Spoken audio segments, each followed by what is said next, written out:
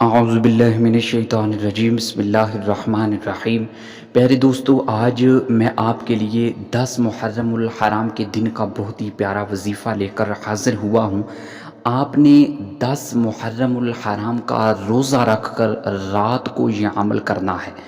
اس عمل کی برکت سے اللہ پاک آپ کو علم و حکمت اور نور معرفت عطا کرے گا، اور دنیا کی تمام دولتیں ذلیل ہو کر آپ کے قدموں میں آ جائیں گی۔ یہ عمل محنت والا ہے، لیکن جن کو توفیق ملتی ہے ان کے دلوں میں حکمت کی باتیں اتر جاتی ہیں۔ جن کو توفیق ملے گی وہی یہ عمل کریں گے، اور اس عمل کی برکت سے یاد رکھیں پیارے دوستو کہ ایک ہی رات میں وہ کچھ حاصل ہوگا جو ساری زندگی عبادات اور ہر مشقت سے حاصل ہوتا ہے، اور خوشحالی سے گھر میں بہار آ جائے گی۔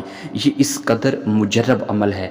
آپ نے جب 9 محرم الحرام کا دن گزر جائے تو مغرب کے بعد جو رات شروع ہوتی ہے وہ 10 محرم الحرام کی رات کہلاتی ہے۔ آپ نے عشاء کی نماز کے بعد یا پھر تہجد کے ٹائم اٹھ جائیں، آپ نے اس وقت 100 نوافل ادا کرنے ہیں۔ مشکل ہے، لیکن جن کو توفیق ملتی ہے وہی یہ عمل کرتے ہیں، جن کو شوق ہوتا ہے۔ آپ نے ہر نفل میں، چاہے وہ آپ نوافل ایک سلام کے ساتھ 2 رکعتیں ادا کریں، 4 کریں، 6 کریں، 8 کریں، 10 ایک رکعتیں ایک سلام کے ساتھ ادا کریں، وہ آپ کی مرضی ہے۔ آپ نے ہر رکعت کے اندر سورہ فاتحہ کے بعد 3 مرتبہ سورہ اخلاص کو پڑھنا ہے۔ اسی تعداد کے ساتھ آپ نے 100 رکعت نوافل کو ادا کرنا ہے۔ اس کے بعد آپ اپنی جگہ پر بیٹھ کر 70 مرتبہ تیسرا کلمہ پڑھیں گے۔ 70 مرتبہ تیسرا کلمہ پڑھ کر آپ اللہ پاک سے اپنی پریشانی کے لیے دعا کریں۔